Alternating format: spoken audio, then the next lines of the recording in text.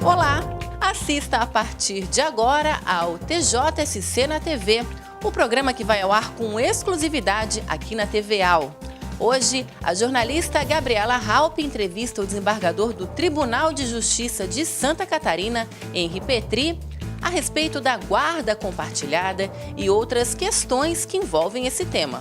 Acompanhe. Desembargador Petri, quando e como se aplica a guarda compartilhada?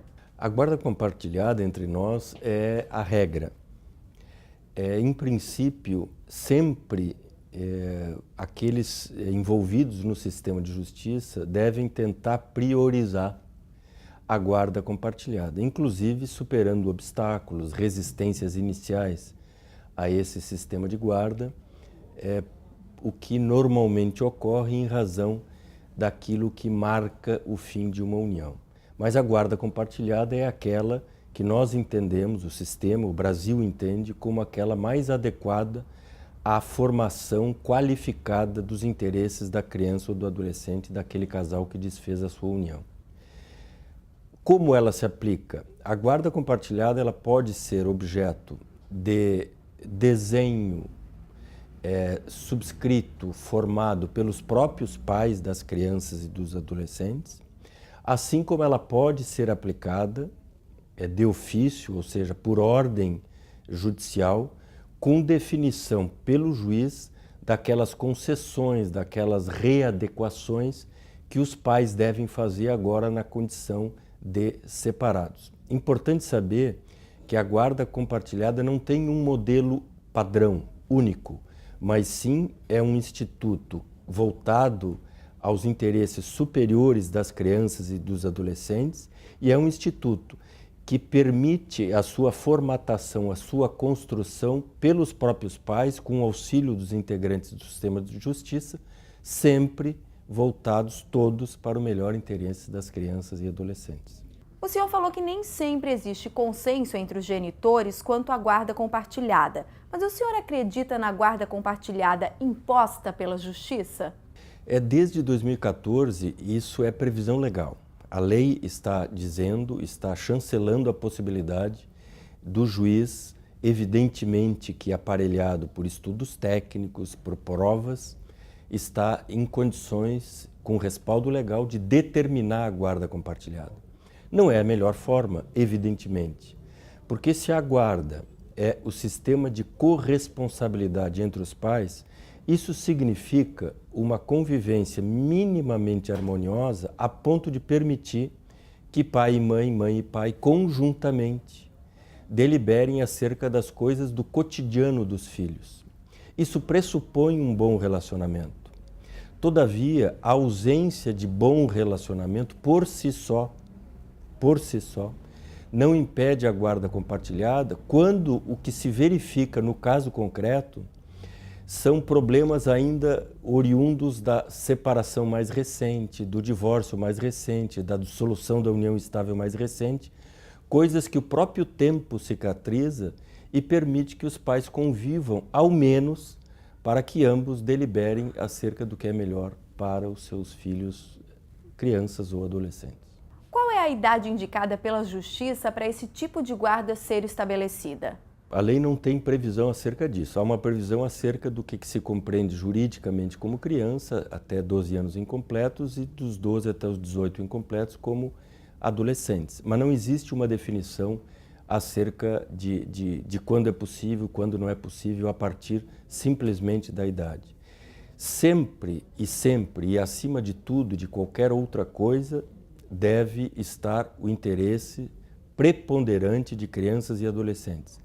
Se o interesse preponderante de crianças ou adolescentes se revelar para uma criança de 1 ano ou se revelar para um adolescente de 17, esse será o sistema a ser observado, independentemente da idade. O que significa o poder familiar em uma relação de família e como funciona na prática? A guarda compartilhada, assim como a guarda alternada, a guarda unilateral, a chamada anidação, todas essas formas de guarda que não excluem outras, eventualmente, que aquele casal possa encontrar, eles têm como objetivo realizar da maneira mais adequada possível o poder familiar. O que é o poder familiar? O poder familiar é o conjunto de direitos e deveres, muito mais deveres, do que direitos dos pais em relação aos filhos. A melhor maneira de se exercer de maneira qualificada, de maneira a contribuir para o crescimento dessa pessoa em formação, é a guarda compartilhada. Justamente porque, como eu costumo dizer, a guarda compartilhada pretende, no fundo, que aqueles pais que não vivem mais sob o mesmo teto, eles continuam exercendo e se posicionando como pai e mãe, ainda que vivam em tetos distintos. Esse é o objetivo. E a melhor maneira para que as crianças e adolescentes continuem tendo a dupla referência, paterna e materna, materna e paterna, é que se dá primazia à guarda compartilhada. A criança que vive sob a guarda compartilhada, ela corre o risco de sofrer algum impacto quanto às referências de casa, família, por exemplo? Isso existe e é natural que exista. Mesmo aqueles adolescentes com idade um pouquinho mais avançada sentem, e é natural que sintam, como todos sentem, independentemente da idade, as consequências de um casamento que se desfez. Mas é importante, a médio e longo prazo, que todos tenhamos noção de que aquilo que se desfez, aquilo que não deu certo, é o casamento. Não foi a família que ruiu. Na verdade, foi a relação afetiva existente entre mãe e pai e mãe. Então, essas dificuldades existem, sim. Elas são superáveis. Sobretudo, se mãe e pai e mãe tiverem condições e consciência de que antes dos seus rancores, das suas mágoas, deve estar sempre os interesses dos filhos, sejam crianças, sejam adolescentes. Isso às vezes significa privação por parte da mãe, do pai, isso significa situações até indesejadas por parte de mãe e de pai, mas é importante que ambos, de preferência, até juntos, tenham condições, mesmo depois da separação, de se mostrarem juntos como pais, não como marido e mulher, não como companheiros, mas como pais que continuam sendo.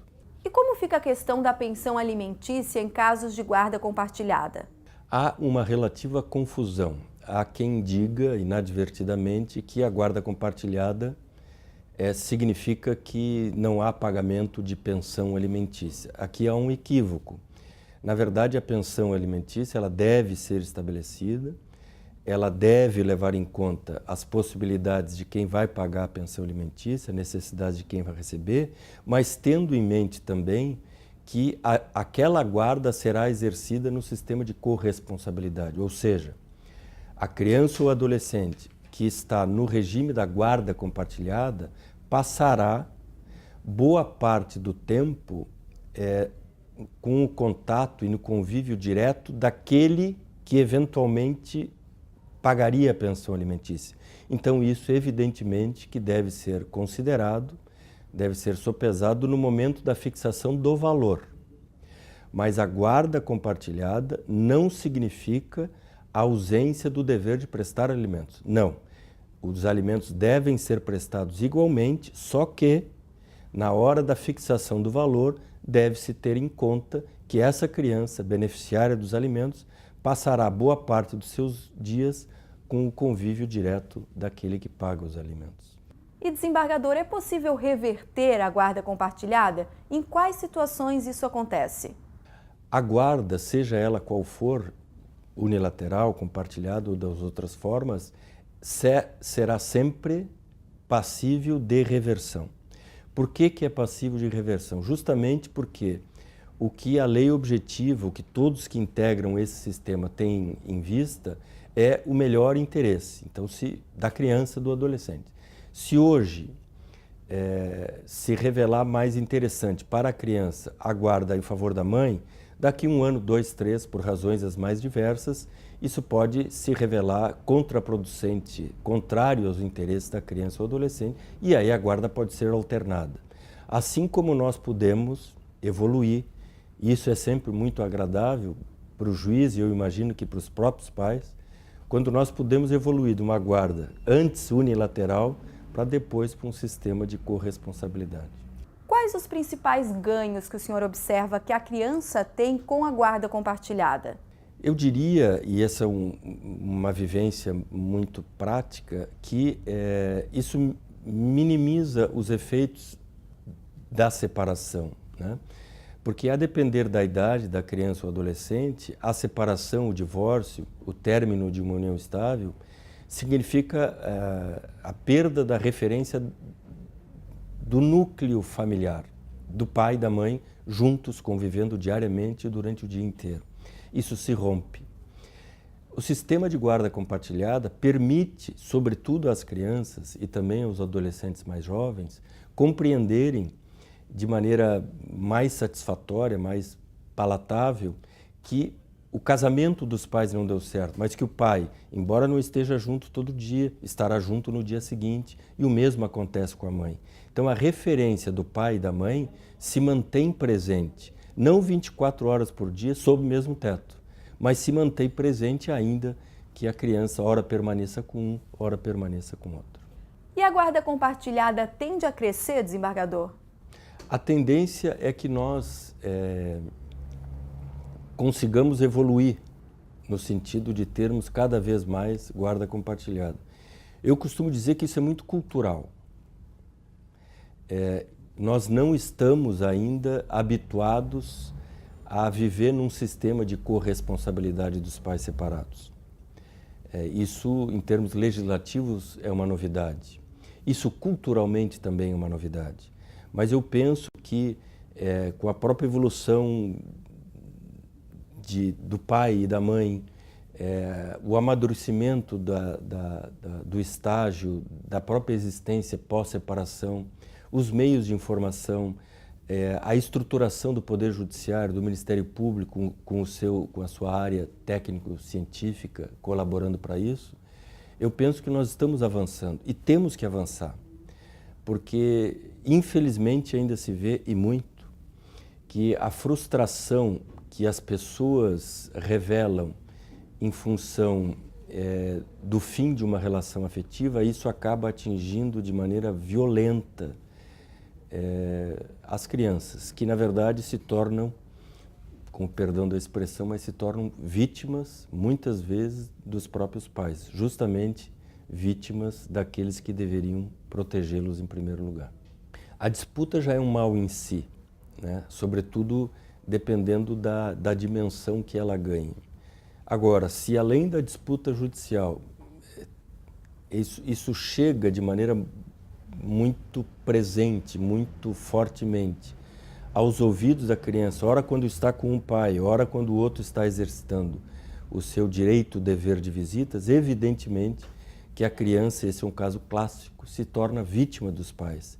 E aí é evidente que ele acaba, ainda que inconscientemente, estabelecendo restrições, cuidados em relação a um dos pais, o que leva muitas vezes ao que nós chamamos de alienação parental. Quando um pai, exercendo uma influência maléfica na criança, acaba desfazendo, diminuindo, fazendo pouco caso da importância da presença do outro pai. E o senhor acredita que a guarda compartilhada pode reduzir a alienação parental? A alienação parental é incompatível com a guarda compartilhada. Se nós tivermos uma guarda compartilhada bem estruturada, com pais minimamente, eu diria que minimamente civilizados nessa relação. A expressão é forte, mas isso parece que tem pertinência.